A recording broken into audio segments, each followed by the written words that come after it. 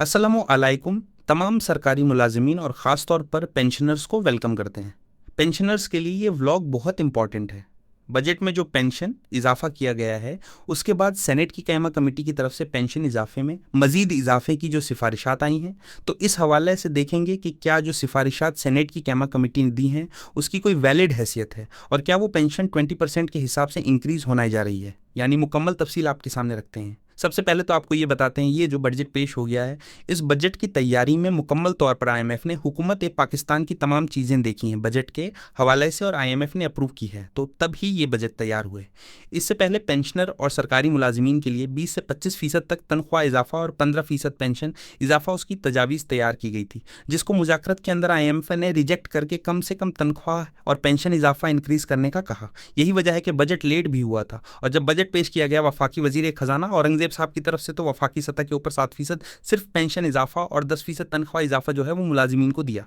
अलबत्ता कुछ मुलाजिमीन ऐसे हैं जिनको दीगर अलावेंसेज दिए गए हैं, जिस तरह मिलिट्री के मुलाजिमीन को स्पेशल रिलीफ अलावेंस जो कहा जा रहा है कि 20% होगा, और महरूम तबके के मुलाजिमीन को 30% दिया गया है। तो ये ऐलानत भी हुए हैं। ये अलग बात है कि सूबों के अंदर भी वो मुलाजिमीन रो रहे हैं और उनको भी 30% अलावेंस नहीं दिया जा रहा है। तो तनख्वाह इजाफा बेसिकली 10% ही है एडहॉक रिलीफ की शक्ल में, और पेंशन 7% है। इन तमाम तजावीज़ के ऊपर शुरू से वफाकी सतह के ऊपर पाकिस्तान पीपल्स पार्टी MQM और दीगर जमातें मुतलबा करती आ रही थी कि 50% तनख्वाह इजाफा और 50% पेंशन इंक्रीज करें। लेकिन जब बजट पेश किया गया तो 10% तनख्वाह 7% पेंशन की गई। इसके बाद बजट के ऊपर बहस का आगाज़ हुआ कौमी असम्बली के अंदर। तमाम अरकान असम्बली ने अपनी जो है वो राय का इजहार किया, और सबसे ज़्यादा जो कंडेम की गई चीज़ वो ये थी कि आप एक तो जो फैमिली पेंशन आपने बेवा की 10 सालों तक मखसूस की है, कम कर दी है, और दूसरा वफाकी सतह के ऊपर सिर्फ 7% आपने पेंशन इजाफा की है। तो ये दो चीज़ें थीं जिन पर बहुत ज़्यादा तनकीद हुई। तो सेनेट की कैमा कमेटी बराए फाइनेंस जो है ये कानूनी तौर पर बड़ी पावरफुल कमेटी होती है, तो इनकी सिफारिशात के ऊपर अमल दरामद करना ज़रूरी होता है। बाज़ लोगों को इल्म नहीं होता, मैं आपको बता देता हूँ, क्योंकि बजट दोनों ऐवानों से पास होना ज़रूरी है। कौमी असम्बली से भी वोटिंग के थ्रू और सेनेट से भी वोटिंग के थ्रू ये अप्रूव होगा, तो उसके बाद फिर इसकी लीगल हैसियत होगी और ये इम्प्लीमेंट होगा, और अगले साल फिर ये चलाएगा। तो सेनेट के अंदर जो कैमा कमेटी है ये वही मेम्बरन है जो सेनेट में भी मौजूद हैं और कौमी असम्बली में भी मौजूद हैं।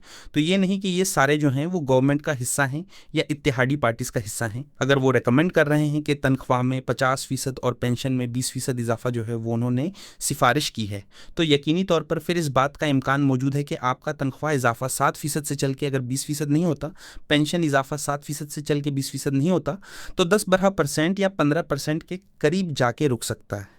तो अब सेनेट की कैमा कमेटी ने यह रिकमेंड कर दिया है कि पेंशनर की पेंशन में 20% इजाफा करें और तनख्वाह दर तबके की तनख्वाहों में 50% इजाफा करें।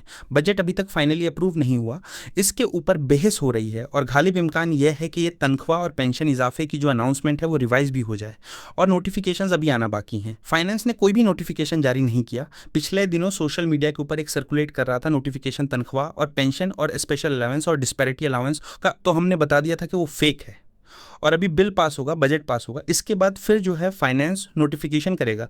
1 जुलाई से इंप्लीमेंट होगा ये तनख्वाह इजाफा, और जुलाई की तनख्वाह यानी कि जो आपको 1 अगस्त को मिलेगी, तो इंशाल्लाह इसके अंदर तनख्वाह और पेंशन इजाफा शामिल होगा। अल्लाह हाफिज़।